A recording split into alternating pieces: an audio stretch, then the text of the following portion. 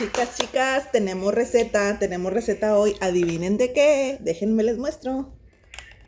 Tenemos receta de sopa de mariscos a mi estilo. Estoy aclarando a mi estilo, ¿eh? Voy a usar filete, 2 bolsas de camarón de este ya pelado. Nomás así trae la de esta bolita.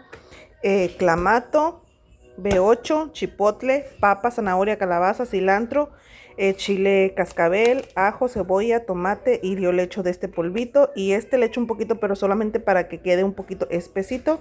Y pues esa va a ser la receta de hoy. Pues vamos a darle, chicas. De ratito les subo el video.